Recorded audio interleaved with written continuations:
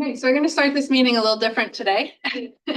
As per the UTRCA Administrative Bylaw, Section B3, absence of chair and vice chair, I quote, in the event of the absence of the chair and the vice chair from any meeting, the members comprising a quorum shall appoint an acting chair who, for the purpose of that meeting, has all the powers and shall perform all the duties of the chair. Make a motion that we appoint Sandy Levin as temporary chair. Second it. In favor? And it's carried. Thank you. Thank you, folks. So we actually start today in source protection meeting, but want to remind everybody Emily Chandler is serving as our meeting host. So those of you online have connection problems or issues with technology, please contact Emily through the chat feature. And today's meeting is being live streamed on the Upper Thames YouTube channel. Please refrain from whispers or side conversations while the meeting is running, as they could get picked up by the microphone. When the squares glow red, microphones are muted. If you're a board member attending online, please have your camera on during the meeting, especially during voting and especially during closed session when applicable. We have regrets from Brian, Dean, Jean, Skylar, and Scotty. And I know we're tight on time because some members may have to leave. So we'll move quickly as we can through the hybrid meeting. So we're starting as the Source Protection Authority meeting. I'll read the territorial acknowledgement at this point. So we'll do it now. That we acknowledge the Upper Thames River watershed is within the traditional territory of the Attawandaron, the Anishinaabeg, the Haudenosaunee, and the Lapiniwak people, who have deep, long-standing and intrinsic relationships to the land, water, plants, and animals of Southwest Ontario. We acknowledge the First Nation communities within the Thames River watershed who are connected to and by the Thames. These nations include Chippewas of the Thames First Nation, Oneida Nation of the Thames, Munsee Delaware Nation, and Delaware Nation at Moraviantown. In the region, there are 11 First Nation communities and a growing and diverse Indigenous urban population.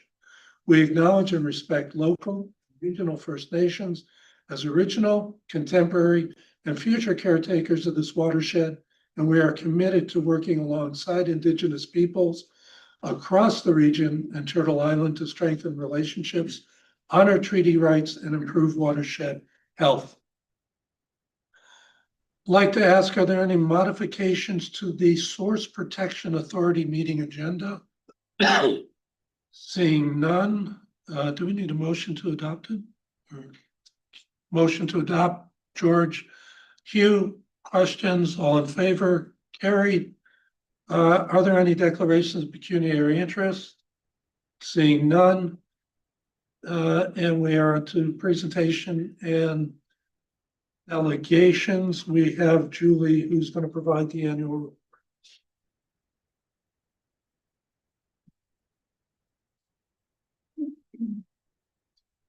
Morning, everyone. Thank you for having me. I am going to kind of fly through this because I do understand about time is important today. So I'll just wait for it to be in presentation mode. Okay, so you see me once a year. Here I am. You can go to the next slide, please, Emily. So as you know, we have to report, the Source Protection Authority has to report to the ministry every year by May 1st to see how the municipalities in our region and other implementers are doing with following our policies and our source protection plan. So that's what I'm here to speak with you today. And this covers just the 2025 calendar year. Next slide, please. Okay, so under our source protection plans, we have monitoring policies. So all implementers, ministries, all the municipalities have to annually report to ourselves, the Source Protection Authority, on how they're doing with the policies under the plan. So it's really just keeping the finger on the pulse to make sure that this program is running as it should, and we're mitigating as many threats to drinking water as possible. So they submit all of their data into this annual reporting portal, and we analyze all of that data. Next slide, please. And it spits out 2 reports, the public report, and that's what will go on our website, be submitted to the province, along with the supplemental form. So that's where all the raw data is, and that's what we take to analyze and do the quality control and make sure everything is looking good before it gets submitted. Next slide, please. Okay, so within Thames Sydenham policies, we have 2 plans. Oxford has its own, but the rest of the region, we have 102 policies within our plan, and Oxford County has 80. Next slide, please. Okay, so going through all the analysis, the source protection plan without Oxford County, we've implemented about 98% of the policies. So for the significant policies, so that's really good. I was happy to see that. 2% is still in progress, and that just is tied to septics and it's tied to zoning bylaw delays. Oxford County, they're at 68%, so they're still working on chiseling away at some of their policies. But when we merge the 2 together, we're at 85% implemented and 15% in progress. I will be explaining to the province that we do have 2 plans that we're working under, and I will be very specific that Oxford County is, you know, at 68%, the rest of the region's at 98%. Next slide, please. So when we're looking at our risk management plans, for the first column, these are the plans that are working with landowners or businesses to mitigate threats. There was 2 that was established in this past year. 118 have been established since the beginning of the program, but now currently we have 85 that are active. And the 118, that number has dropped only because either businesses have changed, landowners have changed practices on their land, and so on. Julie, did you want questions at the end, or I see Mark has a question now? It's up to, I can do either. Mark, do you want to ask your question now? I guess I can ask it now. Just wanted to know why Oxford County was so far behind in the, you said they were at 68% as far as completing their programs. Is there a reason why? Is there something Oxford board members can assist with? Through you, Mr. Chair. Oxford County, their area splits over multiple source protection regions. They had pressing issues in areas outside of the Thames Sydenham source protection region. So they were dealing with that before they started moving over to our area. We have had talks with them. The Source Protection Committee has spoken with Oxford County, the representative on the committee, about trying to push this along. So they're in the state of they're changing gears and putting much more focus in the Woodstock and Tavistock region. So yeah, so they're moving forward with it now. Thanks. So just seeking a clarification. I realized in Oxford County, probably only 50% of the county is part of the UTRCA. In fact, there's even small chunks of Woodstock that aren't in the UTRCA land. So thanks for that. Welcome. Okay, next slide, please, Emily. Okay, so section 59 notices. These are the notices that come through planning and building official departments with the ministry or the municipalities. So it gets flagged. Anything that comes through, any planning proposal, buildings, developments will come through, and it will get shot over to the risk management officials to analyze it to make sure whether it's in a significant drinking water area or not. So that's what the section 59 notices are. There was 24 that was reviewed this past year, and 0 had any section 58, which is where you manage the threat. None of those had to be applied. Next slide, please. Okay, so for inspections under the Clean Water Act, municipalities are obligated to inspect to make sure that landowners and businesses are following what's laid out in the risk management plans or prohibitions. So section 58 section 57 inspections, that's where prohibitions are in place. And there was 163. So you can see a large number of that is in Oxford. So when I saw that number, I knew that they were starting to move forward with the Thames Sydenham region. For section 58 inspections, that's where risk management plans are already in place. So the risk management officials and inspectors will go out to ensure that following that risk management plan, anything that was agreed upon in that plan. There's 205, and 2 were in contravention, and that was in Thames Center, but we are addressing those now, and the next report should be good. Next slide, please. Okay, so with our official plans and zoning bylaws, there's 17 that need to update their official plans to incorporate source water. 13 of them have incorporated them, 2 are in the process, and 2 haven't started yet. These are more down in Chatham-Kent area, so not up in our neck of the woods. For zoning bylaws, we needed 22 municipalities need to update their zoning bylaws. 6 have completed, 15 are in process, and 1 has not started yet.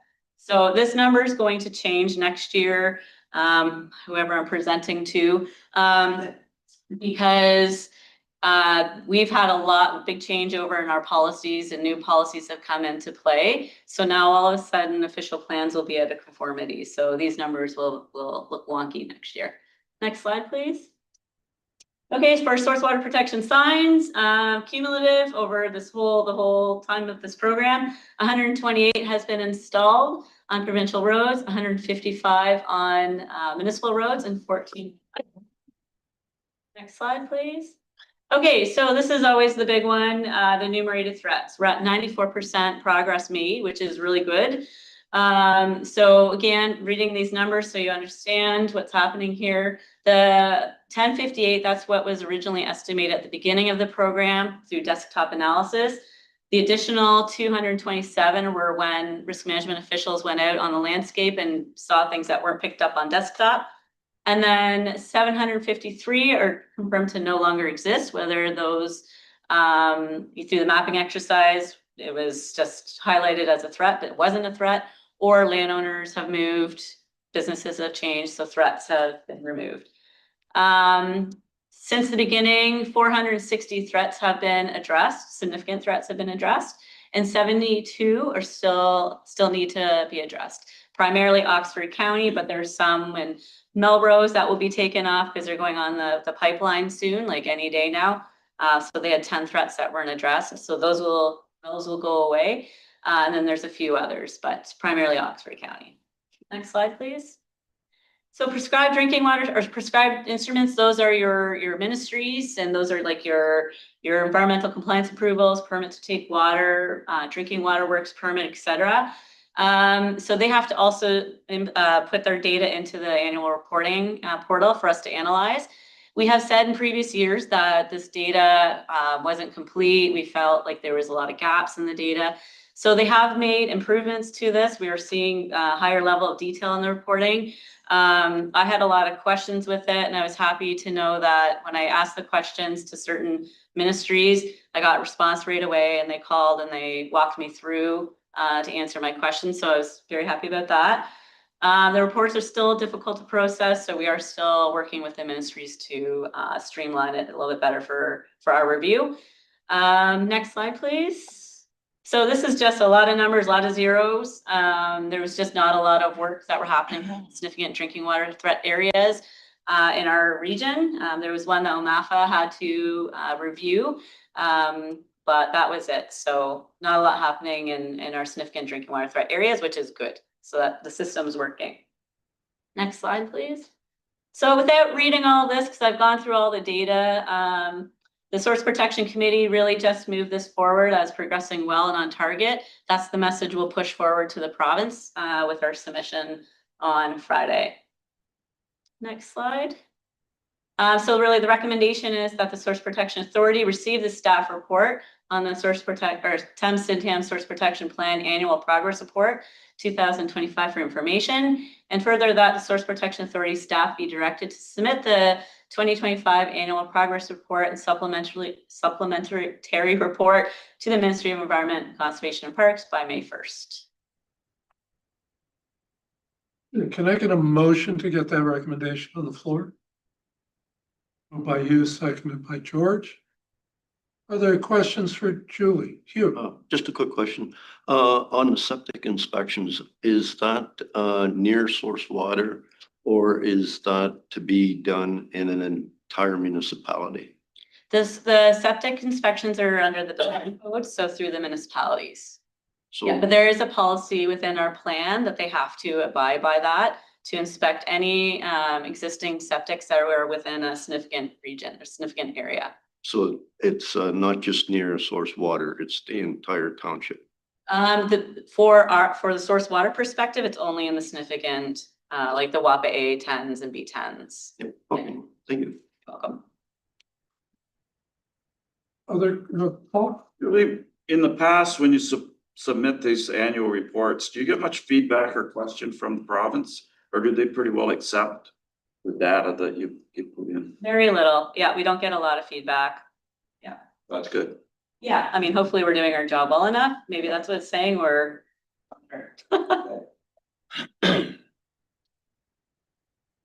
Seeing no other questions. So we have a motion on the floor to receive the report and that directing staff to submit it. All in favor? Carried. Thank you, Julie. Thank you.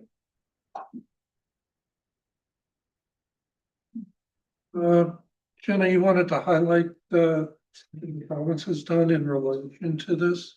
Right, so all 19 source protection regions have a source protection committee, and committee members are locally appointed, except for the chair. So chairs of all of the source protection committees are provincially appointed.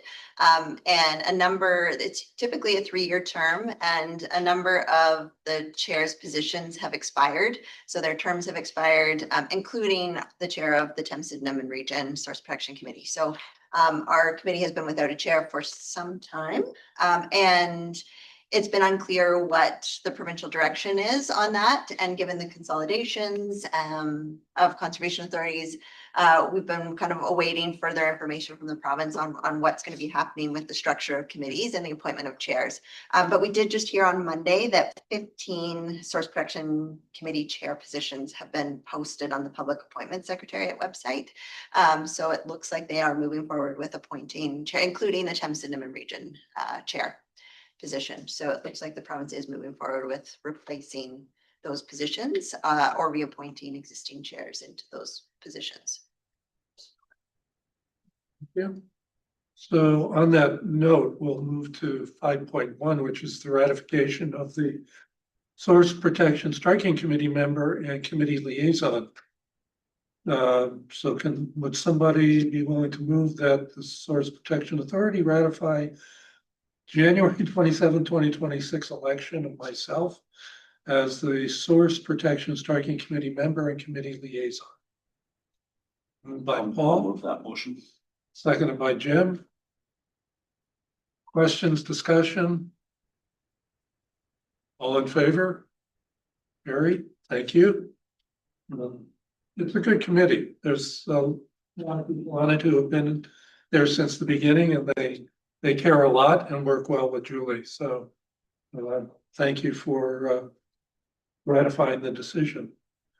Moving to 4.1, which is the approval of the minutes of our previous Source Water Protection Authority meeting, which was a year ago, April 22nd, 2025, moved by Hugh, seconded by George.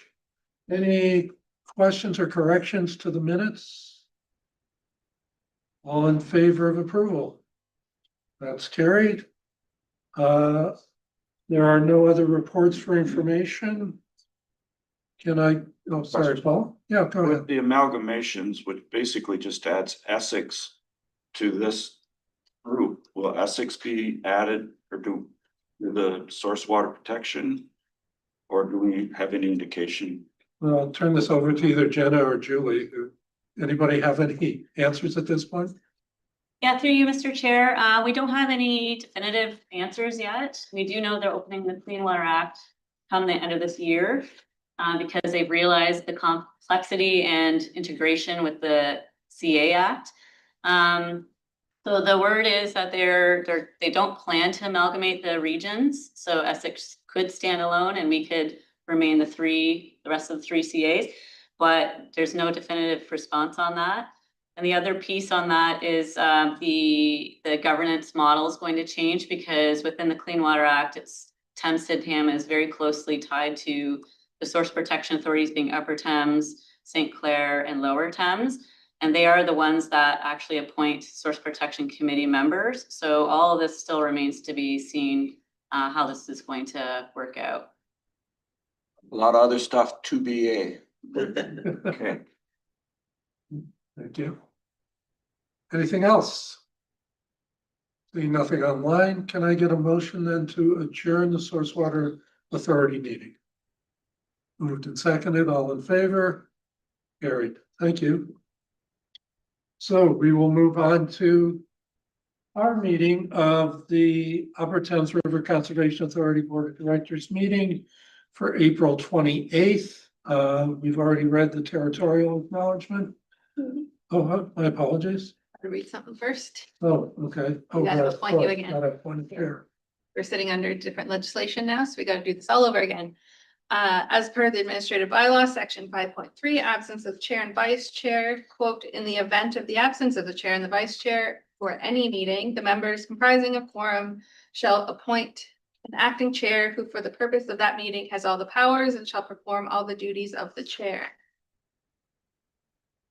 Anybody like? So moved that we appoint Sandy Levin to be her chair.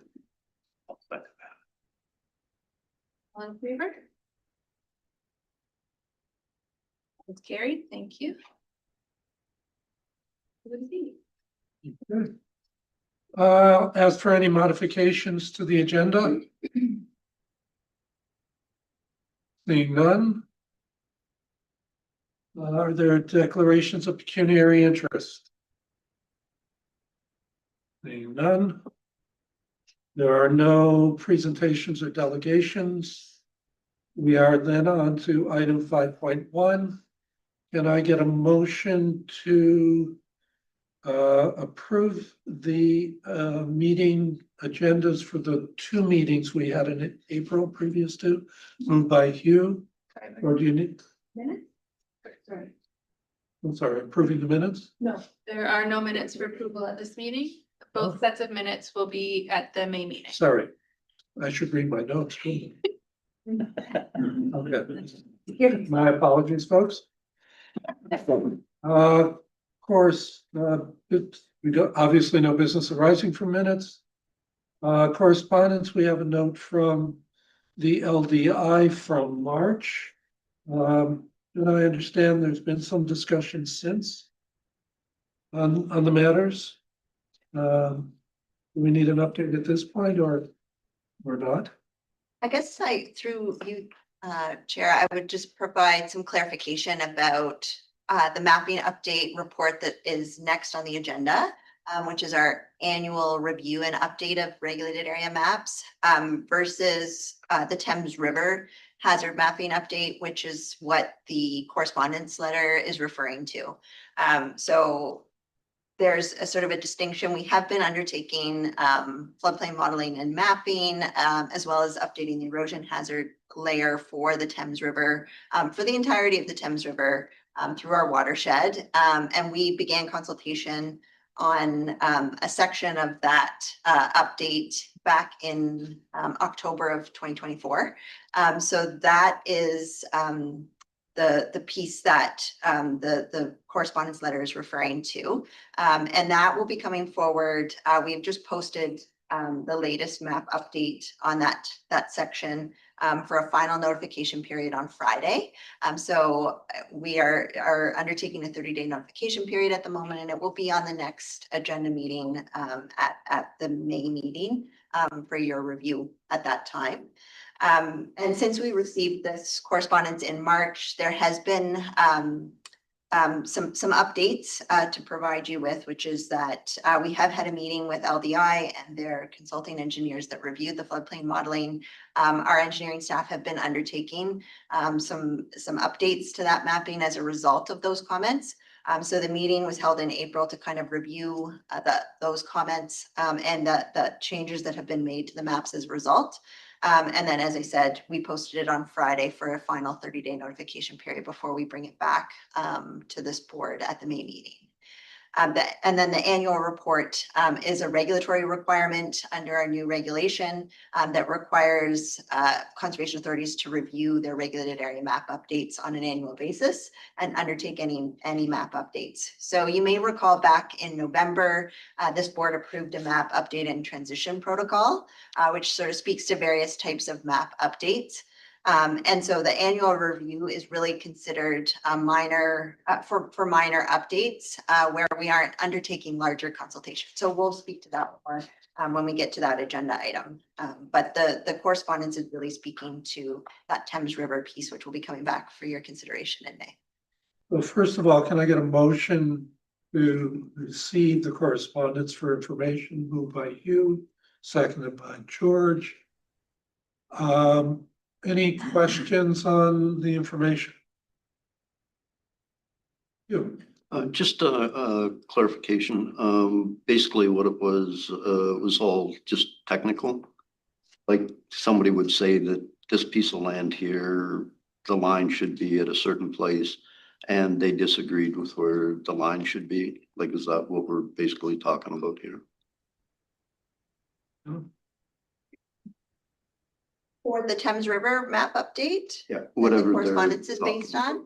on. No, the Thames River update has really been a comprehensive update that's based on a lot more new information.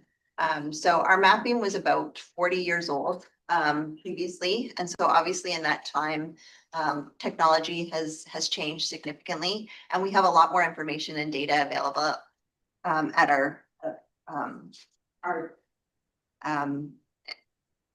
for our use in order to kind of better define and refine where those hazard lines should be. So there's been extensive engineering done to kind of look at floodplain modeling and update the mapping based on that new information.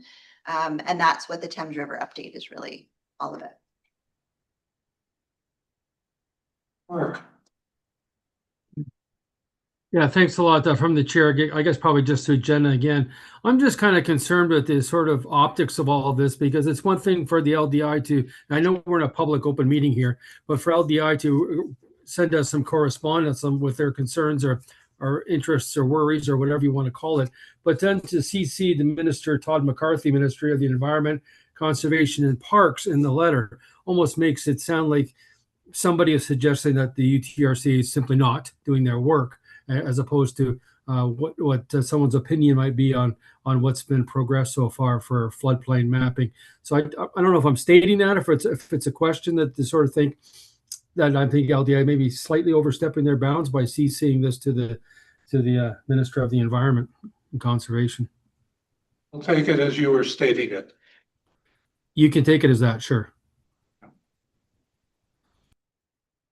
Good. Since we're just receiving this for information, I don't want to get into a dialogue about it. So seeing no other questions and noting that this is coming back, the floodplain mapping issue is coming back to us in our May meeting. There'll be lots of time for discussion then as well. So there's a mover and a seconder. Any further questions? All in favor of receipt? Thank you. And moving on to 6.1, which is the annual updates, as Jenna talked about. And if page 9 of our agenda, there's really 3 updates that we're dealing with today.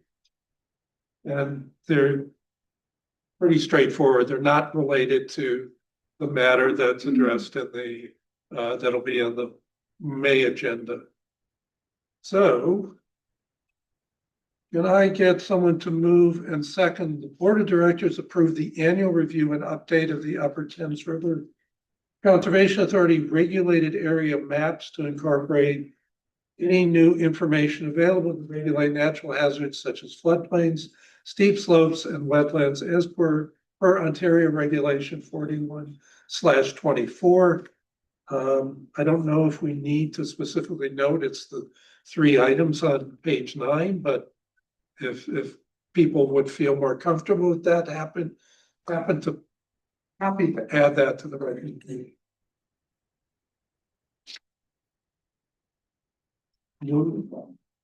As stated. Yeah. All right, moved by Paul, seconded by George. Jen is available for any additional questions. Given she's already, Anna, please go ahead.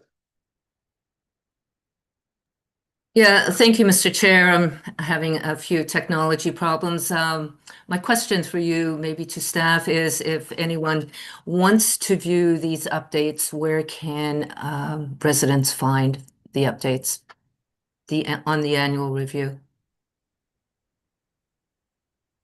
Go ahead. Right, so through the chair, these updates have already been made to the publicly available mapping online. So people can go to the Upper Thames mapping website, which you can link to through our main webpage. Or Google search for UTRCA maps, and you will find it. And that will bring you to the public portal, which allows you to kind of review the regulated area. You can look up your property by typing in the address and determine whether the regulation applies to your property. So these updates have already been made. They're considered, as I said, minor in nature. A lot of them are related to wetlands. So redefining wetland boundaries. Property owners are already aware of those changes. So they've been kind of accepted through other studies like an EIS. Where wetland boundaries have changed. And so we've simply updated our mapping to reflect the more recent study or information that we've received, and landowners are already aware. So we haven't undertaken any consultation because it's really only affecting kind of single properties for the most part. And then the other piece that changed was renaming that screening area to a study area. So we removed screening area. That was problematic, as you know, and it's been renamed to study area so that landowners that have property located in those areas are aware that that area is currently being studied and is under review. But staff decisions are still based on previous mapping that was approved by this board. So it's really just providing that level to the public to let them know that they're in a study area where mapping will be updated. Thank you. It's important to know that the public can get these updates. They're available. So thank you to staff for the work that you do on these updates. Thank you, Anna. Any other questions? Seeing none, so we've got a motion, Could I clarify the motion? please. It's as written, As written, not including the three. right? Yep. Thank you. No further questions? So we have a mover and a seconder. All in favor? Gary, thank you. And I need a motion to go to adjourn to closed session in camera in accordance with section C-.12 of the Upper Thames Administrative Bylaw to discuss litigation affecting the authority. Thank you. Moved by Levine, seconded by George. Questions? All in favor? Carried. Thank you.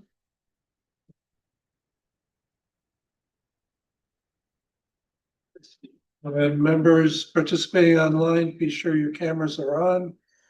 I declare that you'll maintain the confidentiality of the closed session, ensuring that you are alone and that any discussions do not you. That I get you to respond verbally, please. Anna.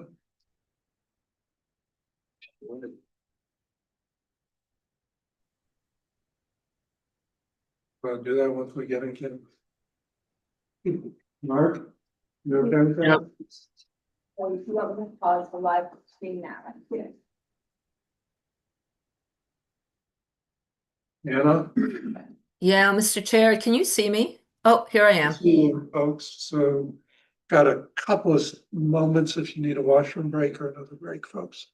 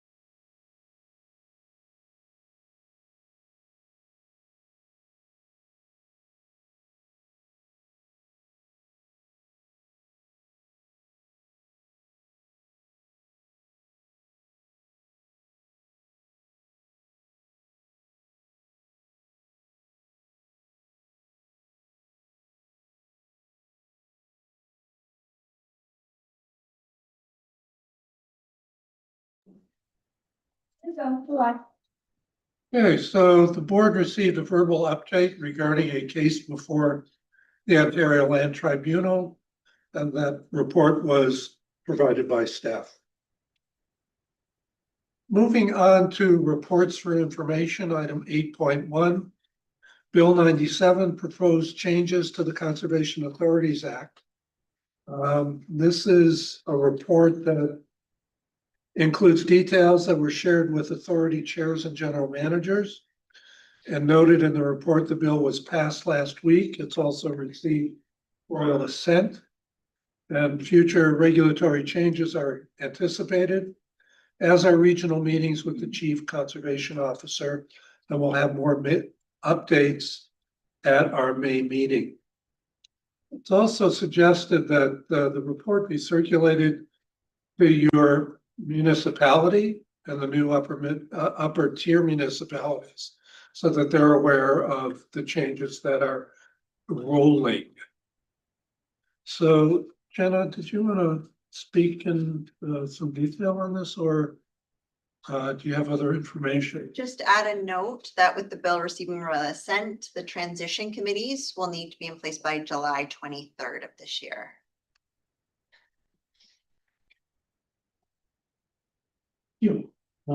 Just a quick question on page 12. We're talking about upper tier and lower tiers. And when we have category 3, Perth East pays for those category 3.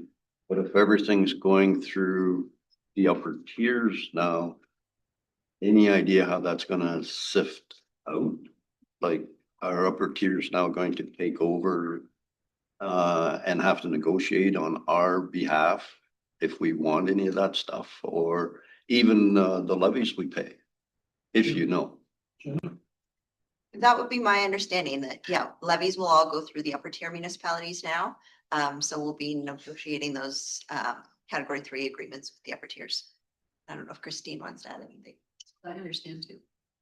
So then the category 3s that we would have to go to our upper tier municipality and they would have to negotiate.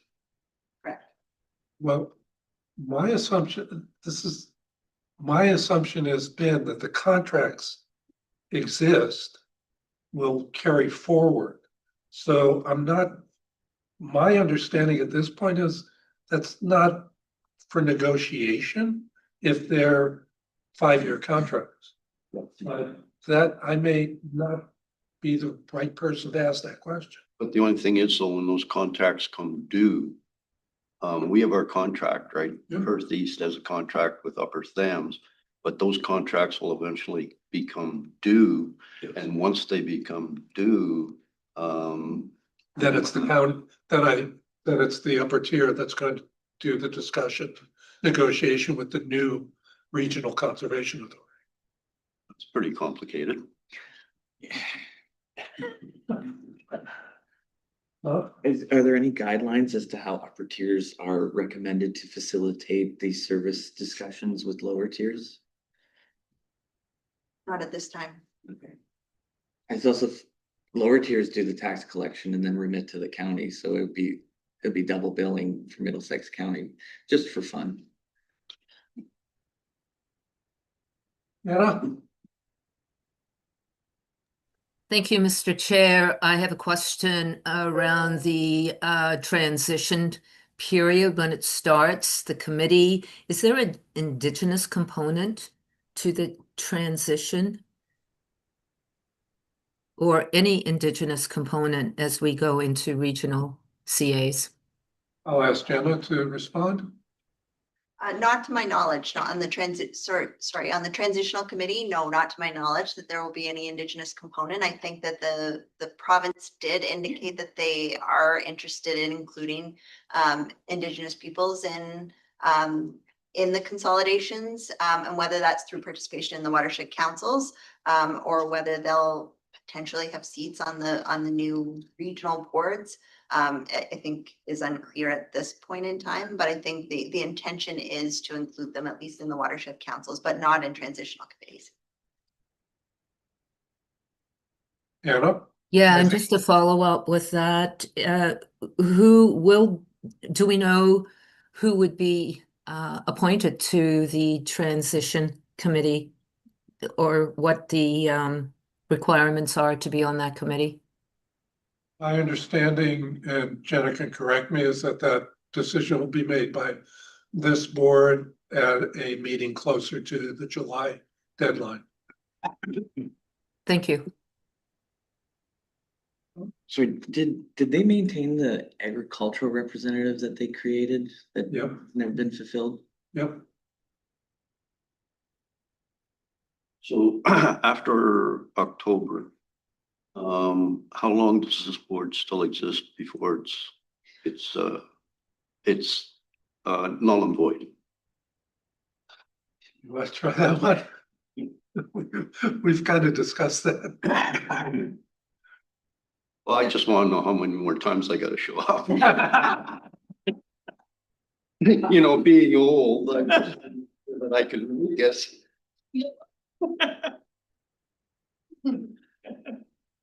Yeah, I think, so there's a February date for the implementation plan and the consolidation to occur, but there is room to have that date extended. So my understanding is that this board will continue to exist at least until that February transition date or another date to be determined. And then the other fly in the ointment is we have elections in October. So would we, even if we lose the election, or even if we won an election or anything else, would we still be on the board until that transition? If you don't know that. It's kind of unclear right now, actually.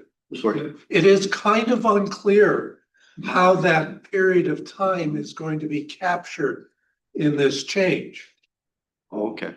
No, it'd be better just to keep everybody until it's over than try to have after the election suddenly Perth East has suddenly got to send somebody to the board for 2 months. Yeah, I mean, my understanding is that the general managers have raised these issues with the chief conservation officer, and somewhere in the process, it's going to get worked out. But at present, it is business as usual until they clarify what new business is. So I can keep making that big money then. Yes, you can. Paul? Hugh's closing in on 1,000 board meetings and he'd like to meet that milestone and get a silver stick like it.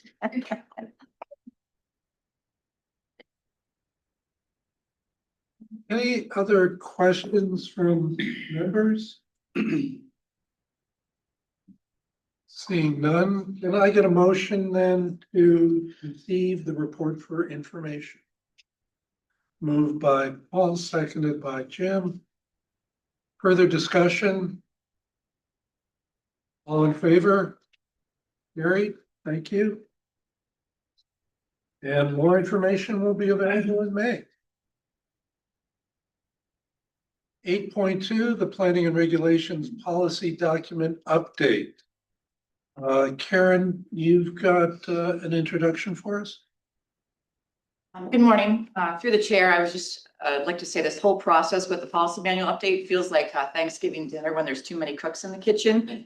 You know, you got the cousins who know what they're doing, so you can just give them the cutting board and they go away. And then there's the ones who have no business being in the kitchen, but they will tell you how to make the stuffing. Everybody has their own special interest dietary restrictions they want. And then there's my husband who's usually just in the way. And I'm like, why are you even here? But in the end, everybody's usually happy and we have a good meal together in the end. And I feel like dinner's almost served with this document.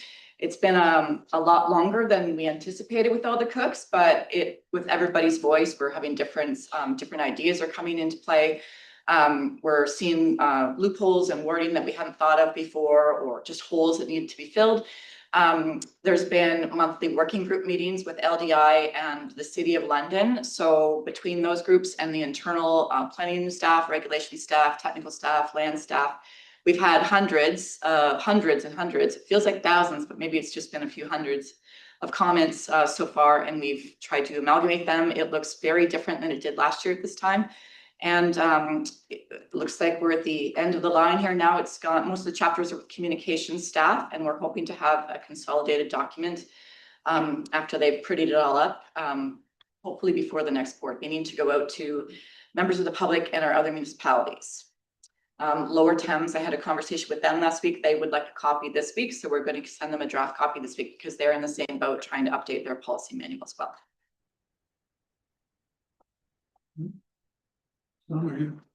Yeah, no, I think that's great to share it with the other municipalities, because especially when you consider all the work that's gone into this and these surrounding things.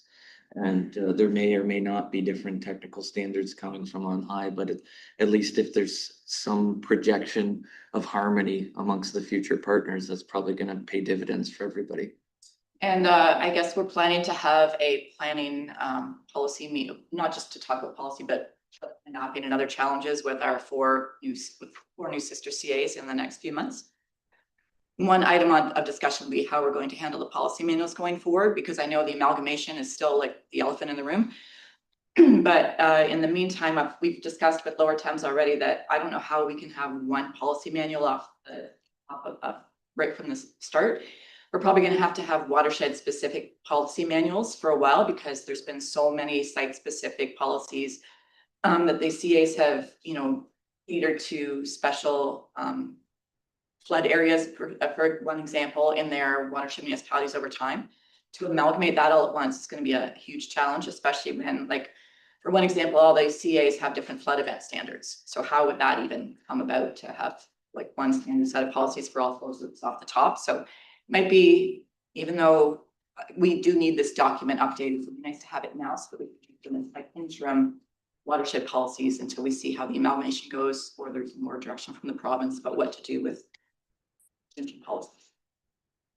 That's great. I think that, that's how you figure out the size of the elephant, is one part at a time. And if we act in good faith, there's supposed to be a benefit of standardization. And so good on Upper Thames for leading that.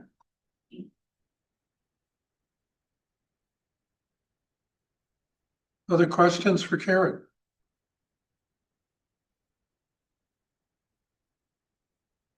So can I get a mover and a seconder that the board of directors receive the policy and regulations policy update document update?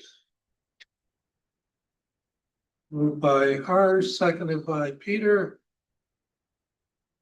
Further discussion? All in favor? Carried. Thank you. On to item 8.3, the hydro plant update. Chris is available to answer questions on the report. Chris, is there anything you'd like to highlight?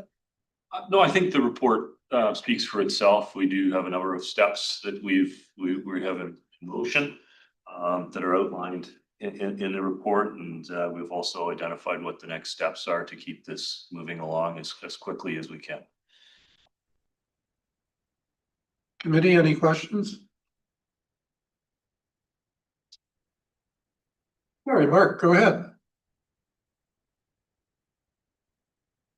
Yeah, I guess my question is through to Mr. Tasker. What do you think? What's your gut feeling of going ahead and doing this as far as getting a hydro back on the Fanshawe Dam? Do you think it's a good idea? Oh, as far as whether it's a good idea? Yeah, for hydro production. Just, I mean, you're the expert, so what's your thought? What kind of advice do you give the board? Mr. Chair, if I may respond to that. Yeah, yes, I believe it's a good idea. We've had the plant running in the past, and it's been a successful endeavor. We have a few obstacles ahead of us to get it back running. My hope is that it will continue to operate it as it had in the past, hopefully with fewer problems to our electrical systems here at the WCC. But I do believe it's something worth pursuing. Mark? No, thanks a lot. Yep. We've already committed like a good amount of budget dollars to get this project going, so I think we should see it to completion. Well, Chris never asked, but if and when we get this up going full speed, how much power does it produce? Is it just enough to run this facility, or do we feed back into the grid as well?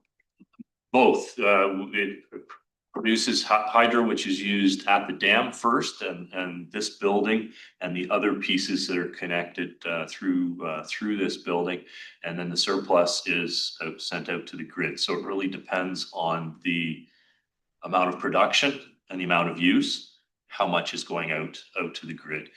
So I think that the benefit from the organization's perspective is not necessarily how much is sold back to hydro, because we don't get much for it.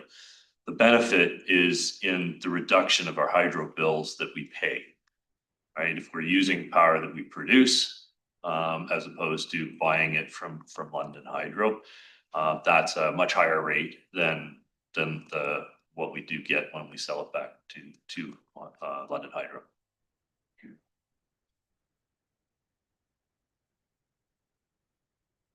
Other questions? Jim? Thank you, Chair. This is Chair to Chris. Chris, when you get through with all these obstacles, would it be fair to give back to the board a estimate of, although we're using a lot of that power ourselves, what the return on investment would be, ROI? Once you get through these obstacles, then you get a firm commitment. That would be an interesting study. It's been challenging in the past to put a number to that, because it's hard to identify how much we haven't been billed for, I guess, is kind of the challenge there. We have meters in various places, and they are read on a regular basis. It's but with time of use and all that type of thing, it is a challenging thing to do, but it would be an interesting exercise to pursue.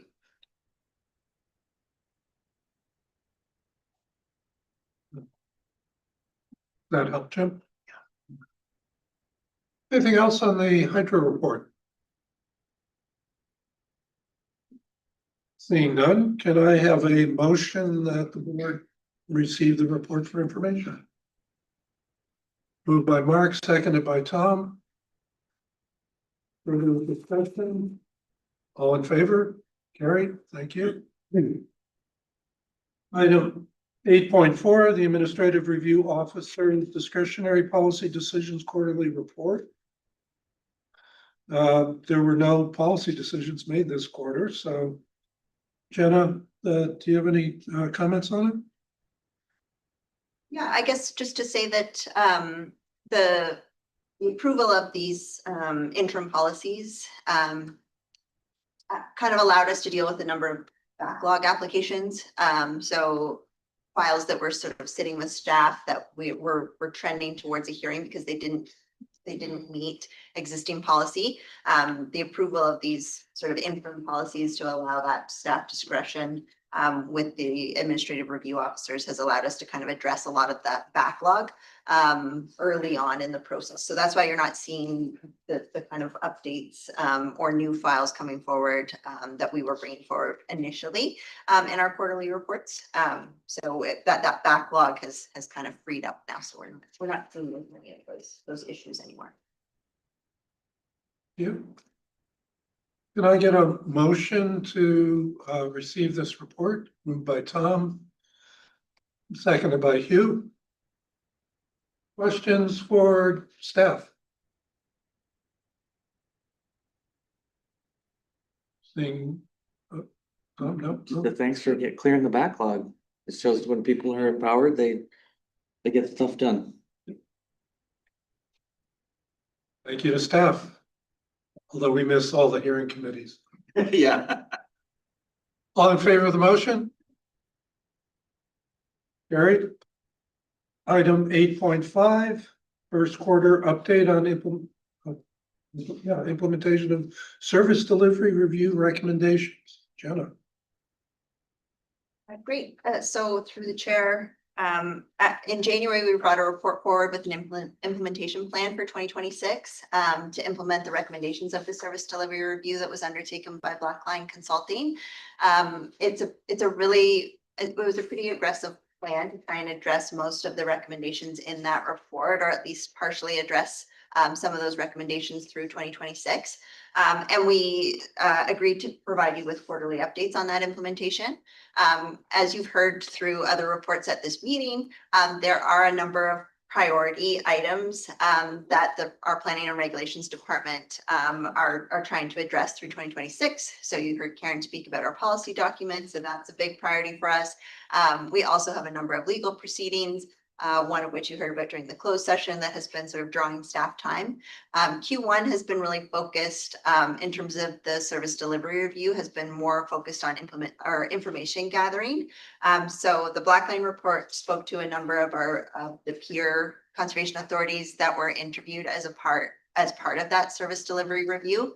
And so we've been chatting with some of those other conservation authorities and trying to get information on their processes, some of the tools that they're relying on that can help us streamline and improve our services rather than reinventing the wheel. So it's been a lot of information gathering through Q1, but I think that we've done well in terms of making progress on those recommendations, and we'll bring another report at the end of Q2. Thank you. Members? Paul? Jenna, just to follow up on what you just said about the consultation with the other three conservation authorities, are you seeing a lot of alignment with what the Blackline report recommended and what we want to do with what the other conservation authorities are already doing, or is there some differences there that may cause problem? So through the chair, the service delivery, the conservation we've been chatting with are the other three conservation authorities in our new regional CA. So the conservation authorities that were targeted for peer interviews during the service delivery review were similar sized organizations to the Upper Thames. Whereas the three conservation authorities that we are now being consolidated with are much smaller organizations. Their planning and regulations departments are a smaller scale. And really through the service delivery review, we were kind of targeting those larger conservation authorities that are similar size and scope or have a similar watershed.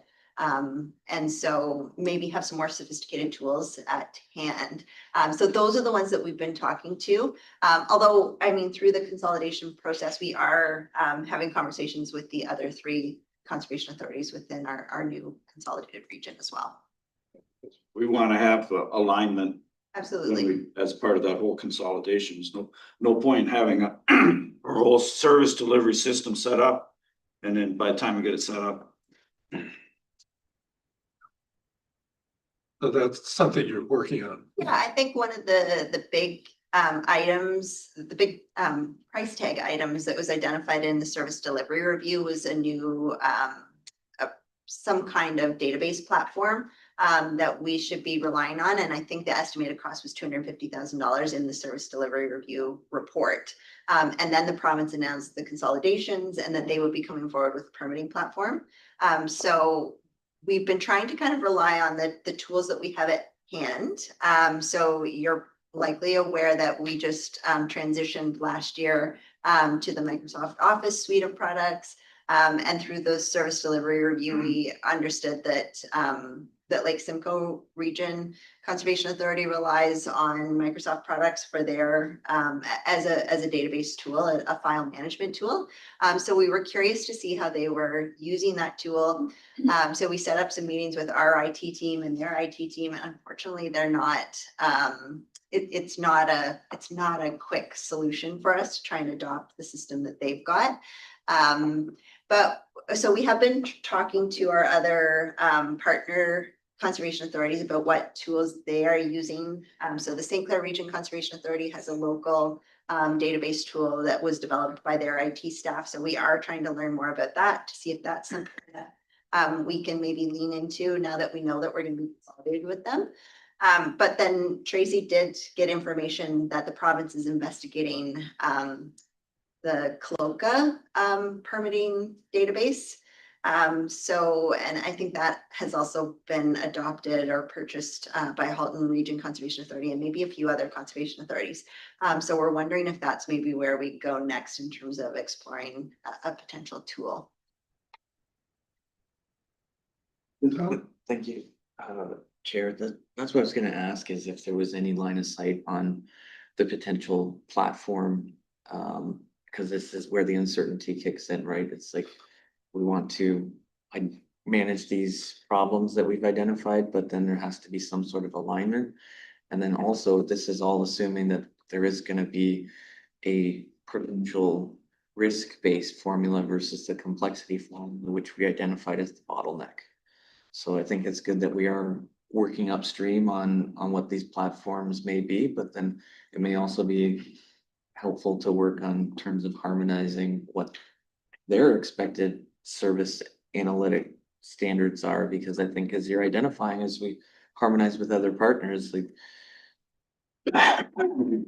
there's not, if the expertise that was desired to be deployed in a more efficient manner is deployed, there will be less gaps and there will be higher technical standards and there will be more work.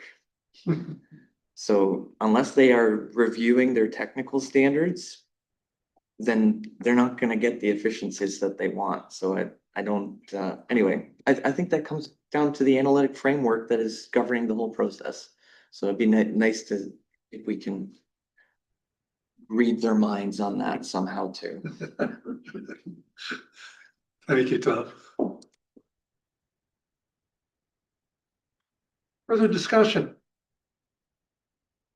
So we'll have another update in the second quarter. And perhaps some of the thinking will become clearer. So can I get a motion that we receive the report for information? Moved by George, seconded by others. Further discussion, all in favor? Agreed. Thank you. Item 8.6 is the first quarter financial update.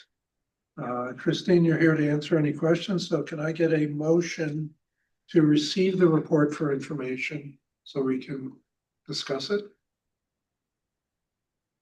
Moved by Hugh, seconded by Paul.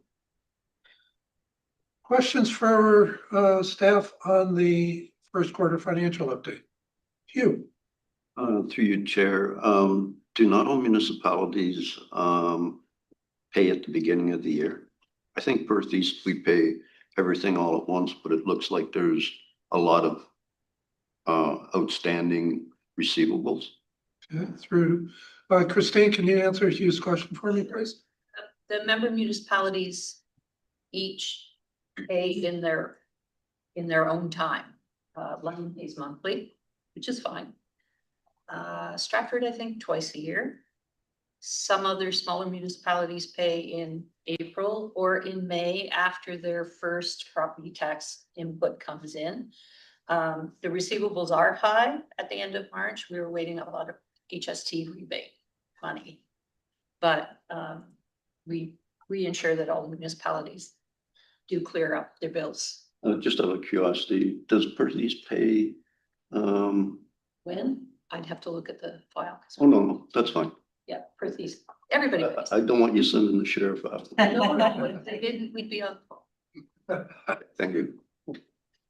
Huh? I think that's an excellent point, though. If we had prompt payment, we could probably get more interest on your operating reserves. But municipalities, they pay with their tax revenue. Yes. So if they issue tax bills 3 times a year, that's probably when they're inclined to remit the levy to us. Yeah, and most municipalities have large operating reserves and capital reserves, and if we're, struggling on a regular basis. I do collections with 100 different restaurants and they don't all pay on time. And so I understand, but there's also there can be benefits from payment and things like that, so. Absolutely, there are benefits. We probably wouldn't expect them to pay on January 1 because we haven't traditionally approved our budget until later in February. So It's way more complex than I'm letting on, but it's a good point that it would be an upside in our own municipal budget. The lack of interest on one account ended up being 0.5% on the levy. So that's why they are powerful retained earnings if we can have them. Thank you, Tom. Further questions, discussion? A motion on the floor that we receive the first quarter financial update for information. All in favor? Carried, thank you. Item 8.7, sent in upcoming events. It's a busy time for programming, lots of opportunities for board members to participate in the work that staff do. I was out on Friday to see the orientation at Wildwood for new staff. It was really neat to see some of the improvements that were made at Wildwood, particularly at the maintenance area where there's now a clear lunchroom and an office space for staff there, and they were most appreciative of that as well. And Teresa is here to answer any questions on the report. There is a modification that the second paragraph is from last year, whereas this year's is, I can read it if staff want to. Sorry, if board members want to hear it, but do you need it read to get into the minutes? Yeah, I can read it out loud. Okay. If you'd like. Please. So yes, that second paragraph should read, in January, February, and March, the Integrated Watershed Management Unit participated in the Agri-Suite webinar, the On-Farm Forum, and the London Farm Show, and the Middlesex Soil and Crop Improvement Association event. The unit hosted the UTRCA Landowners Workshop in Thorndale and participated in a joint workshop with MVCA and ABCA in Mitchell this past March. Staff are planning a soil health workshop and other events this summer and fall, including returning to the Outdoor Farm Show in September. I assume do you need a motion for that? I wouldn't Do you think so. want to receive the report as amended? That's all you need. Yeah, okay. Yeah. Oh, Oh, you move that? Yeah. Is there a seconder, Anna? Jean and I actually were out last week doing some tree planting with students from Mother Teresa, so the weather was good, which was nice. And kids did a lot of good work. So if you get a chance, there's tree planting Thursday or maybe Friday, if you're available. And the weather's nice. And Water Festival is here May 14th. Always a lot of people here, particularly the evening session. It is really neat to see. Oh, Yeah, I just want to thank staff for adding this to the agenda. As I know it's something I had mentioned a few meetings ago, and it certainly makes it easier for board members to know what events are coming up in their area and they may be able to attend and give our support to. they know, oh, sorry. Oh, Mark, go ahead. For myself, yeah. Last year when the Children's Water Festival was in Woodstock, there was a gentleman from the what's called the Woodstock Disc Golf Collective that volunteered to do some instructional stuff, and because of that, I'm asking who might be the direct person to contact if somebody wanted to do something similar. I know it's late timing now to do something similar to Fanshawe this year. Who would be the best person to contact for that? They'd even bring their own disc basket and whatnot to demonstrate the sport. Teresa? They can contact me, Mark. That would be wonderful, and we'll get them in touch with Linda, who's organizing the water festival here. We're always open to having new community partners. Thanks a lot. Sure. Thank you, Mark. Anything else? We have a motion on the floor to receive this report. All in favor? Carried. Thank you. 8.8 Administrative and Enforcement, Section 28 Students Report.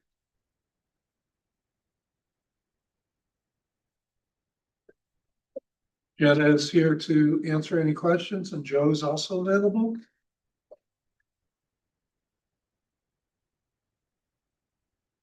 No questions. Can I get a mover to receive the report? Moved by Mark, seconded by George. Further discussion? All in favor? Carried. Thank you. 8.9 project status updates. There is a report to be received for information on the ever-growing to-do list. Can I get a mover to receive the report? Moved by Anna, seconded by Harj. Questions on the project update report?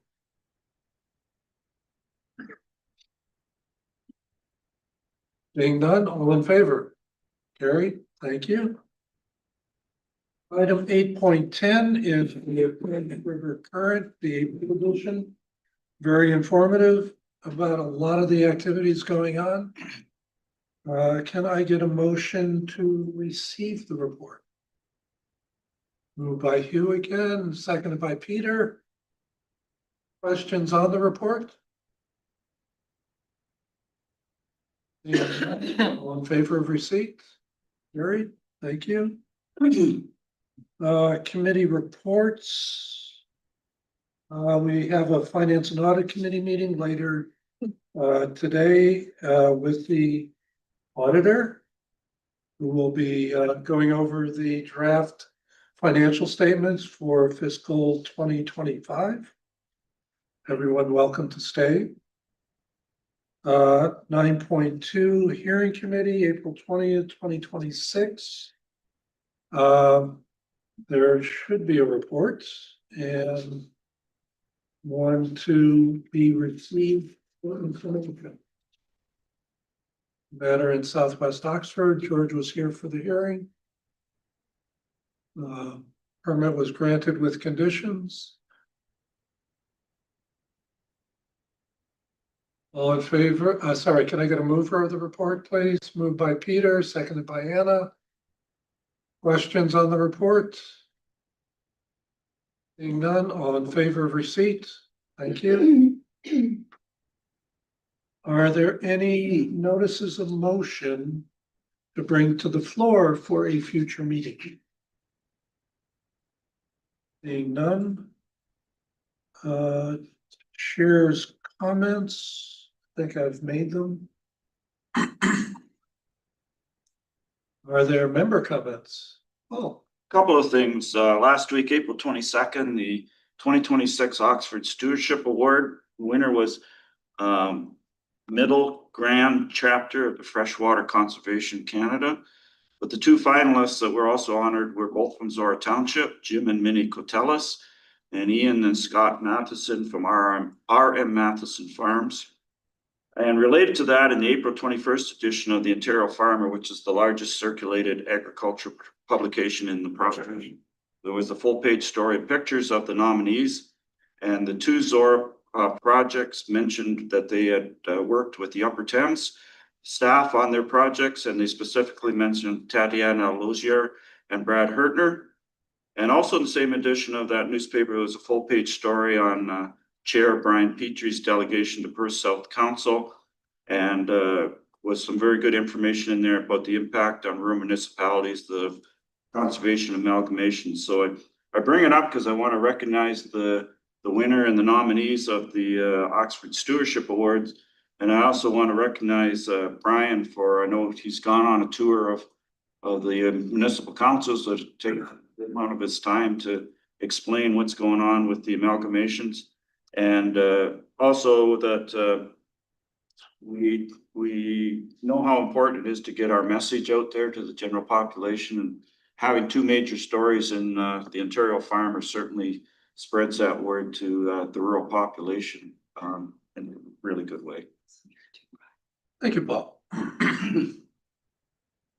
Other member comments?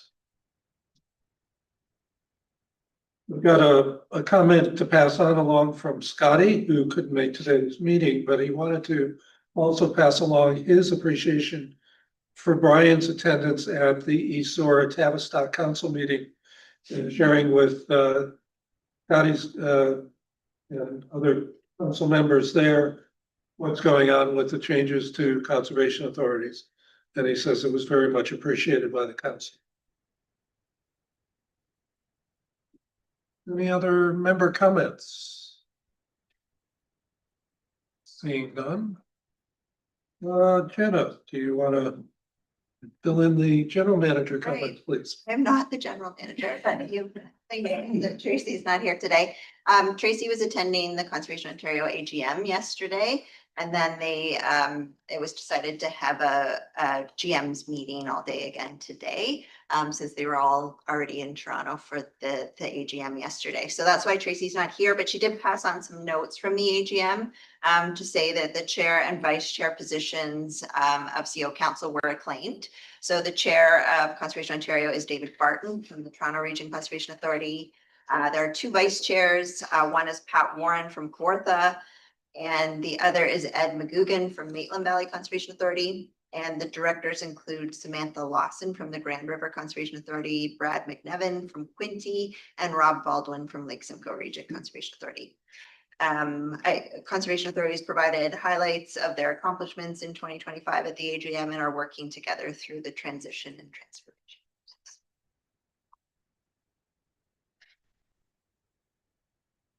Questions for Jenna?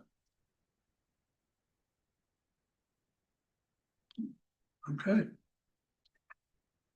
We have come to the end of the agenda. So can we get a motion to adjourn? So moved by Tom, seconded by Jim, all in favor. Carried. Thank you, folks. See you in May, and we'll have more information. City garbage.